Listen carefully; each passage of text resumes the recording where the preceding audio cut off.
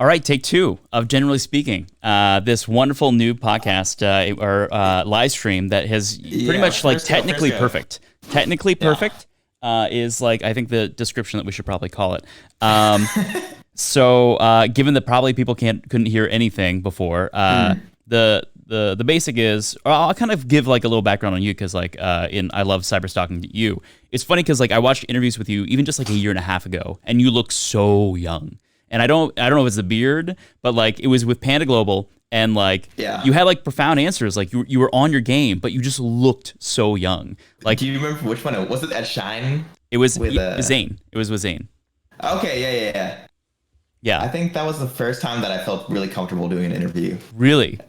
Yeah, it felt that was a moment where I was like, oh, I can actually answer. Because when I used to do interviews, I would be so awkward. Like the first like tournament that I won, I'd be like, yeah, I think I played pretty well, and I want to get off now. But yeah, it might be the beard that made me look super young. Someone said that I looked 40 with a beard, and I don't know about that, but You went from um, 18 to 40. yeah. But I'm keeping the beard for a bit. That's crazy, but like you've learned so fast, and like people have basically kind of described you as the person who learns the most efficiently or effectively, and the way you kind of do it, it seems like is like spamming. Like so if you figure out something that you're just gonna run those drills over and over and over again, and it's gonna be terrible, but once you start then having the mechanics of that like in you, then when it comes to actually stage play, then like you're good to go. Yeah, I feel like that that's true for most aspects of my life. It's something that I first realized in Melee, where I started off really badly, but the more that I spam things, like if I get obsessed with something, it's easier for me to kind of go through this mastery process. And the more interest I have in it, obviously, the easier it gets. So yeah, I think that's a valuable skill that I got from Melee. I've been luckily able to translate to other aspects for sure. So you kind of get obsessed with different things, and it was card throwing at one point, and like, Yeah. and so I do kind of have like like in the future, like you become the melee god, like the melee god, and just Hmm. like there's no competition. It's just like you above everyone else. Would you That's a retire, dream. or like would you? And if you retired, what would be the next obsession? Hmm. I think I love the game too much to retire. It's hard. It's hard to say at this point because I haven't reached that level. But it might. If it were like truly no challenge, I would probably like move on to another character just because there's so much more to learn. But I don't even want that. Luckily, we're at a point where everyone is so hungry, and we have this great top 10 cast of players that just want the number one spot no matter what. So hopefully, I mean, it's weird because that's what I want, but I don't want that because like I want there to always be a challenge.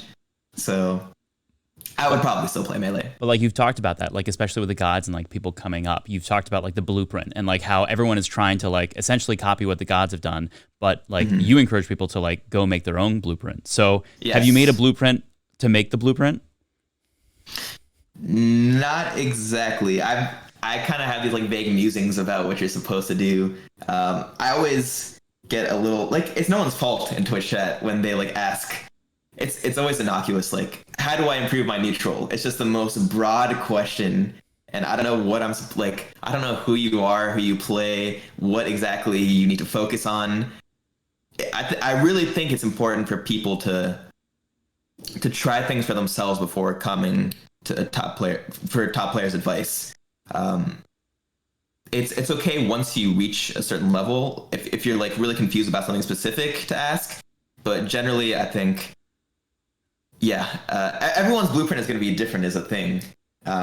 Everyone learns differently. Everyone processes things differently. So I think if you enjoy the game enough or anything that you do, it's going to come pretty naturally. Can you share your blueprint?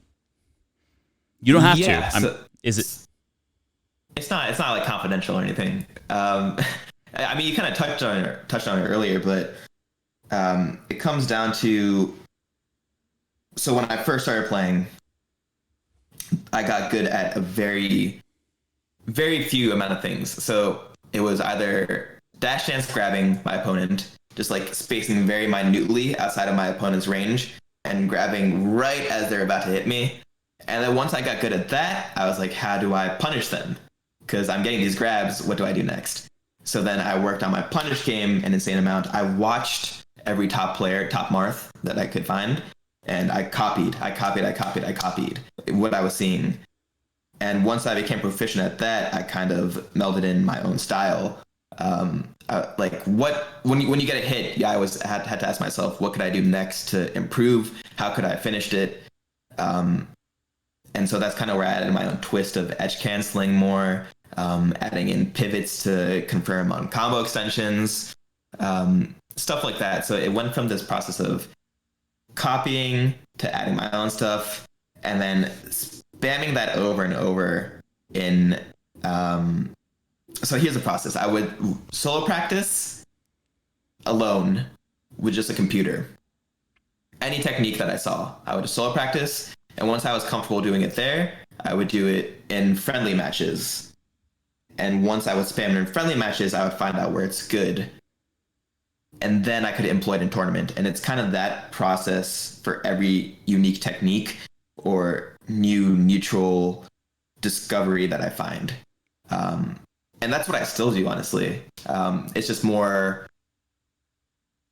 it gets harder at a higher level to find out what to work on.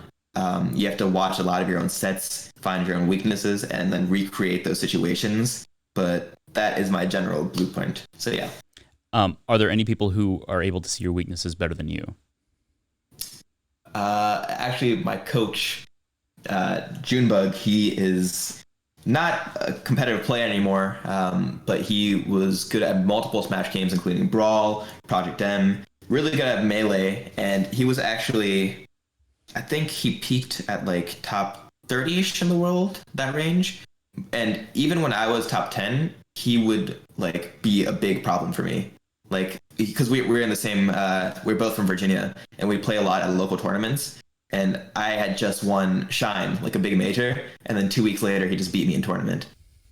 And it's kind of this, it's very humbling, but he does have this very intrinsic understanding of, he's played me so much that he understands how I think, what I like to do out of panic situations, when I'm at an advantage. And that's why he makes an amazing coach, honestly, is because he understands that so well. So yeah, he's definitely the one who's onto me the most. Do you see yourself as the new guard? The new guard. I think I have broken into that status, yeah. I think Genesis cemented it. Probably the people that I would put under that category are me, Leffen, Plup, and Wizrobe.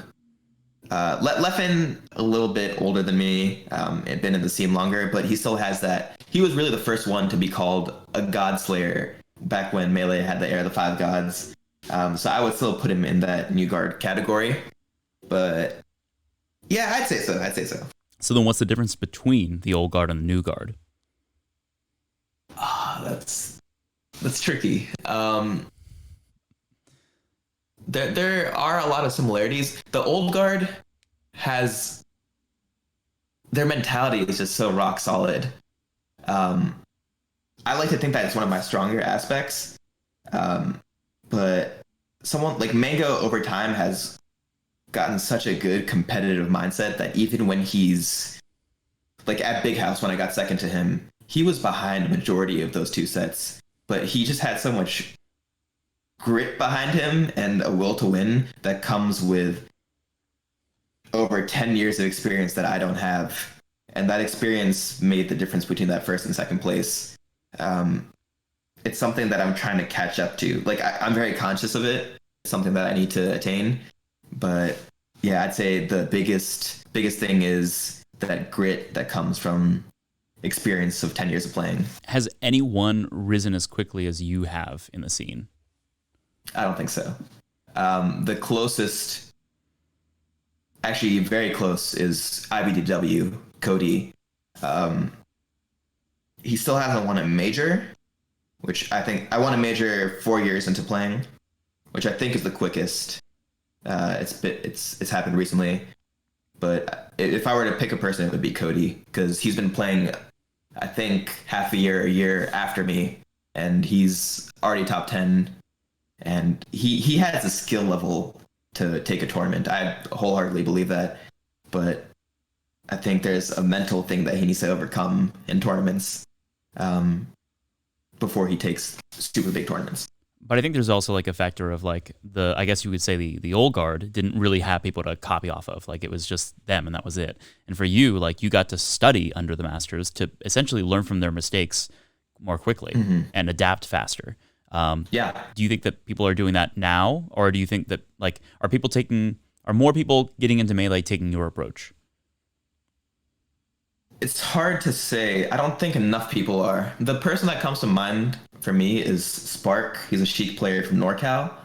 I really like his attitude towards improving. The tricky part is that in order to do that, you have to have this kind of not salty mentality where you have to find the balance between being salty and sad, but not to let it hinder you. But you need salt to make tears. You do. So it's finding the perfect balance that fuels motivation for your next tournament. But you can't. So what I always do, for example, after I lose a big tournament, so many heartbreaking sets versus HBox, I would game 5 last stock. I'd go back home or back to my hotel room, and I'd instantly watch the set that I lost, because it's like removing the emotional band-aid of it. I wasn't even trying to analyze it or anything like that. Just watch it and experience it again, so that the next time I watch it, it hurts less and I can look at it more objectively and clearly. And I think a lot of people are afraid to do that just because they get too emotional, and there's really no room for that kind of emotion in game. You need to be cold and calm in the moment, and that's a practice that I've done since I first started playing. Just immediately rewatching those sets. But it's not rigid. I think that's the part is that, and also it's like emotional intelligence. It's facing the pain head on to be able to extract the value and the information out of it. And if you just simply like turn it off, then the most valuable information is in that pain. Of course, yeah. So, yeah, let's jump into the crazy thing that's going on right now while we're all like quarantined and can't do anything. So how are you adapting as a competitor now that coronavirus has completely changed the Melee tournament system? Well, I've kind of shifted more into a streamer, which is, honestly, this is as morbid as it sounds, the perfect scenario for a streamer, just to stay indoors and stream all day. I miss competing a lot. Like, it's a bummer that Pound isn't happening. It's near my hometown. And honestly, in Melee, there's really no room to shift major tournaments to net play, just because we don't have it would be too laggy across countries. And obviously, globally, we can't support that. So it's been rough, especially since I feel like I had a lot of good momentum with Genesis. And then even Summit, I got 4th, which isn't bad, but I felt really good about my play overall. I feel like this was the year that I could have taken #1 pretty confidently. But that's kind of being stifled right now. And not much I can do about it. I just have to focus on content and streaming, and that's the reality of the situation. So then competitively, how do you stay in shape and getting ready for when it does open up again? Yeah, you can't. The thing is, my motivation isn't dwindling. It's still very much there. Like that announcement to the Smash Tour, I was so like ready to compete and win. And it's still being pent up, and I think I'll be ready for when, at least emotionally, when tournaments start happening again. And then in terms of gameplay and studying, I still analyze sets. I still play versus my weaker matchups at least every other day to try and stay warm. Taking lessons with Drug Fox has been helping a lot. So I think I'm not going to let that slip. I'll be okay in terms of the competitive aspect. Say tournaments are shut down for the next year. Is net play ever a viable solution, at least regionally? Regionally, I would say it's still hard, honestly, because you'd have to check everybody's connection. Maybe for invitationals with top players, if we could get them all in the same space and then net play with like really good connection, then maybe that's viable. Even then, I don't think Melee is so the community is so stubborn that I don't think they would take those results very seriously. Let alone like we're not even playing on CRTs anymore, and everyone like Melee people are very serious about playing on their CRTs. So I don't think it would fly, honestly. Um, we still I've already competed in a local on NetPlay, but it wasn't taken as seriously, not for the rankings or anything. So that's going to keep people's competitive appetite at least a little occupied. But other than that, I don't think there's any chance that it would affect the rankings. Could you elaborate on Melee people being stubborn, Yeah, it's just other than CRT TVs? um in terms of rule sets, I'm kind of in the middle where I would be open to some change. Like we have never experimented with uh new stages. So like modding Melee for like newer stages. I think that'd be really cool and add a new freshness to the game that we haven't seen before. But I think a lot of people are pretty stubborn about changing their perfect game, and I'm happy with the way it is. Uh, but yeah, people are pretty stubborn about that.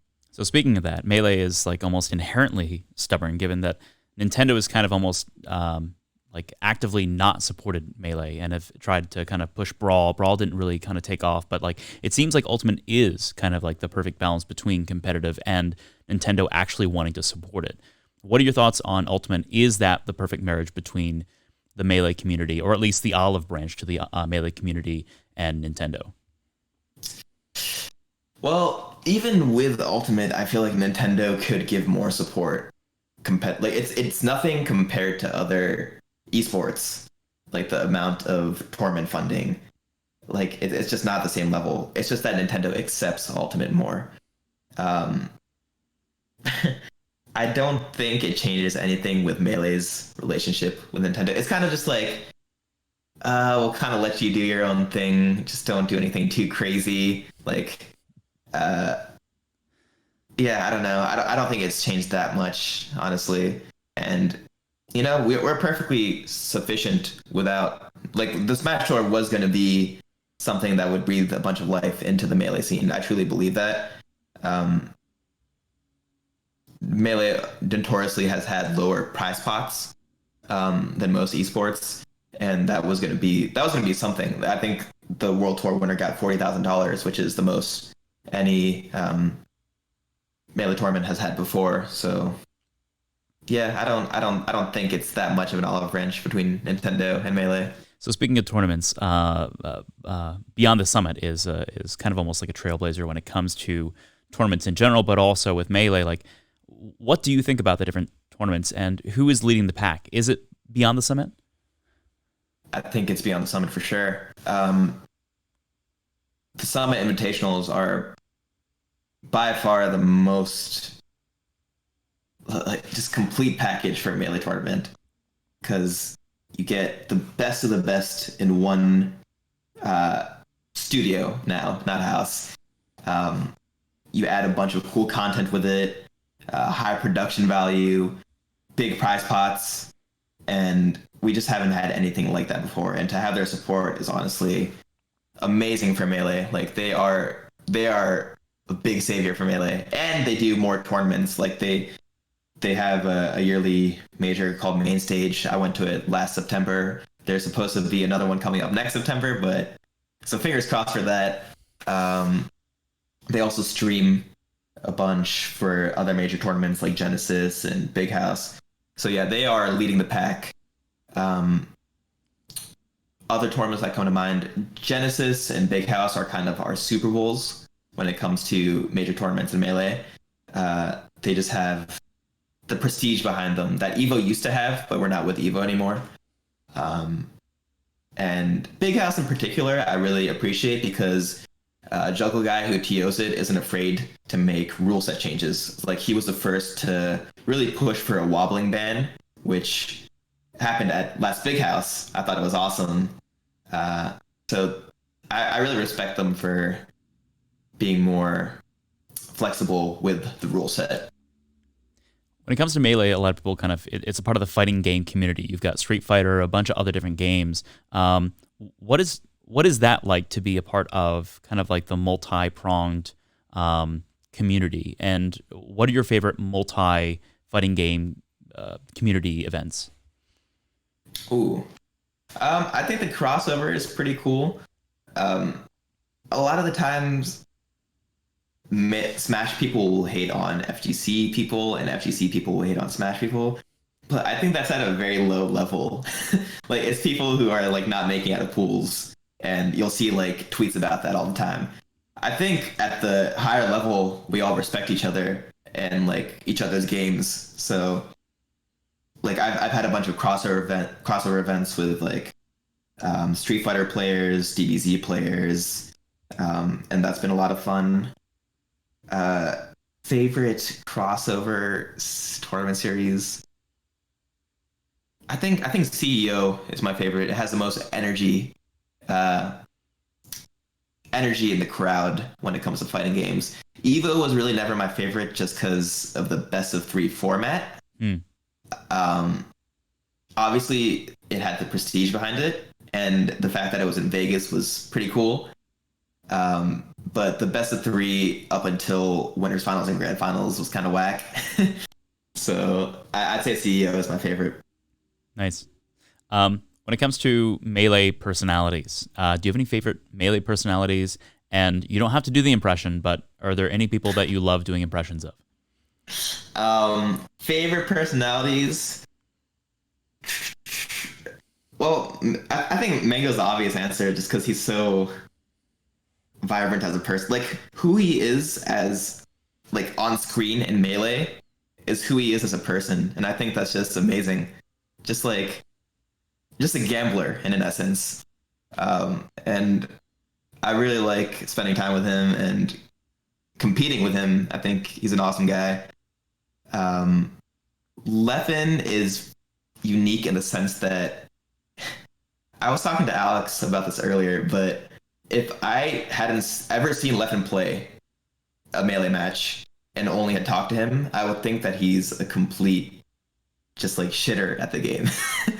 Just because he complains all the time, he whines, it seems like he has such a bad mindset. But then when he plays, he has such a tremendous will to win that supersedes every other feeling. And you can feel it in his play. It's just like, I won't lose, I won't lose. And it's incredible. He backs up his shit talk and his complaining, and it's pretty cool to see. Sometimes I get a little pissed off on Twitter when the complaining is incessant, but I think it's his brand, and I think he's amazing for the community. I'm trying to think of who else not in like the top 10.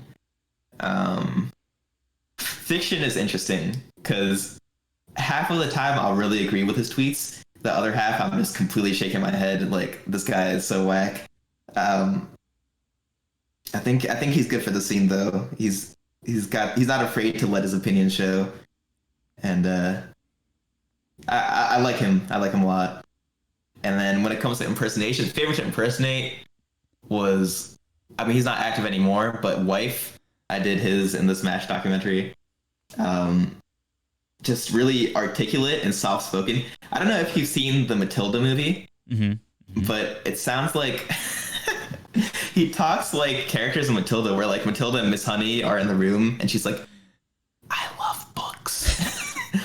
It's like this almost ASMR aspect to it. Yeah, she's like, "I love to read." It's so weird, but yeah, he's kind of got that going on for him. And then Chu was also fun, just because he kind of says everything in one big burst. Like, he asked me to money match me, and I was like, "Who is this guy?" It's just all like very sporadic, and he's always like the cheesiest smile, and the crazy hair was funny. So, yeah, those two are my favorites. Nice. Rivalries. What are the best rivalries, and is your main rival Hungrybox? Um,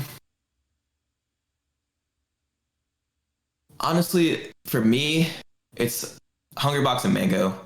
Mango more recently, honestly, just because we go back and forth. He's actually been beating me more recently.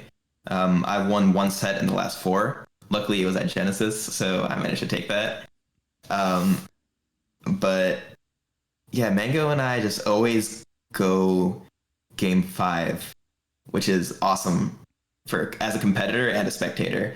But although Hungrybox and I also go in game five all the time too, it's just that I lost all of them that last year. It was like it was always the same set, like game by game. I'm up 2-1. I drop the fourth game. It goes game five. I'm up the entire game, and he clutches on me. And that was a story of my 2019, and it was so sad.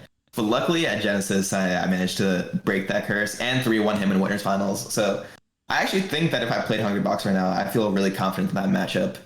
Um, and I really wanted to play him at Pound because we're I think for the year we're confidently number one. He's number one and I'm number two seed. So I really wanted to play him.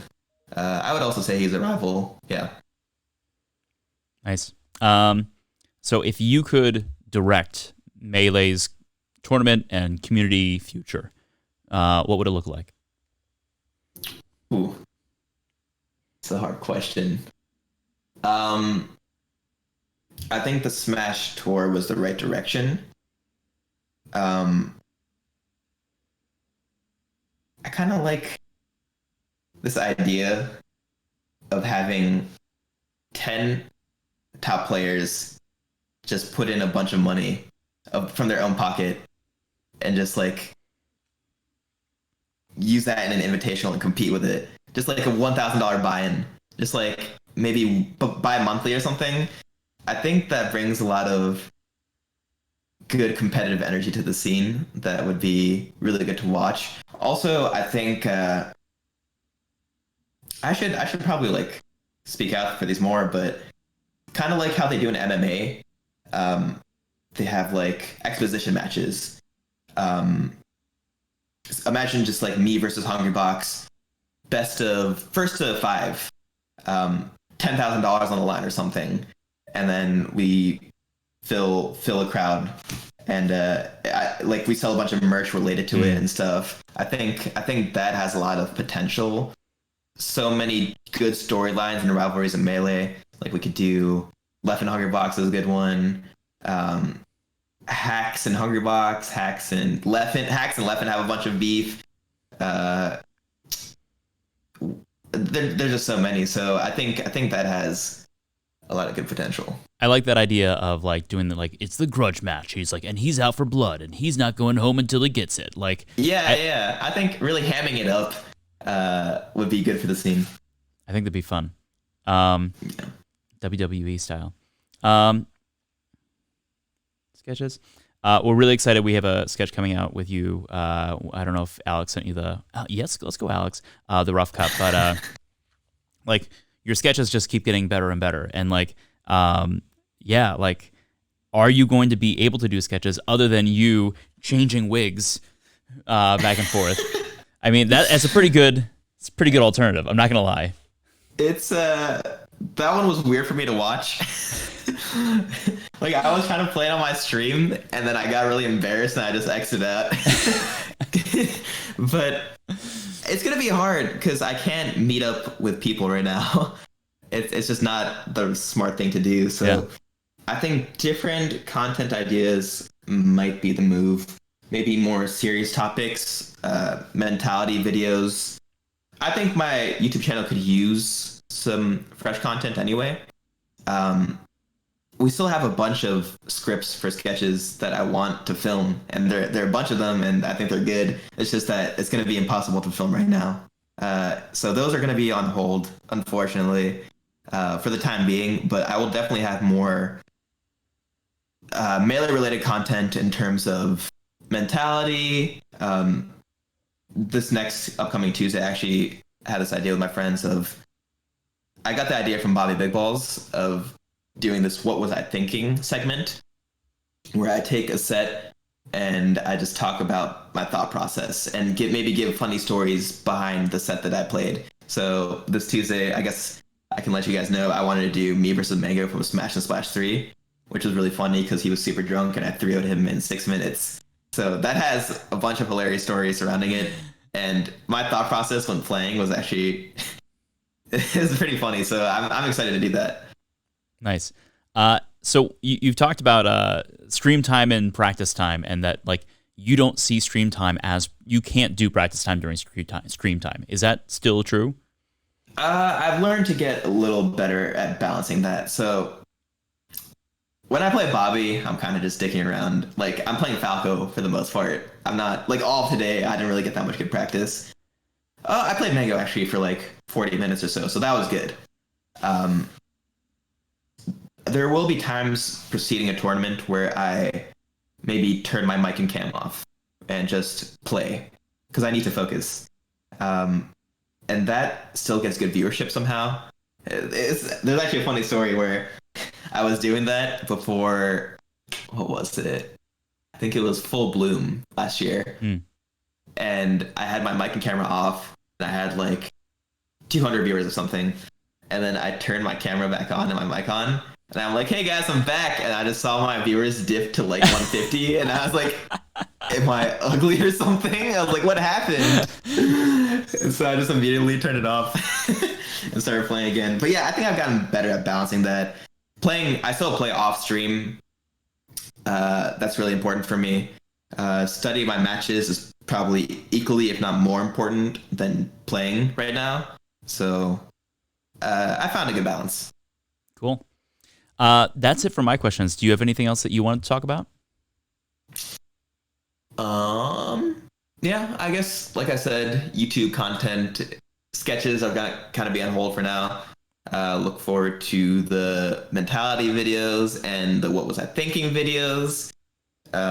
Still playing Bobby every day. I'm actually thinking of making an emote. I have a SFAT easy button, but I want to make a BDB easy button, and people can just spam that when I'm destroying him in the stream. So if people are interested in that, I'll make that.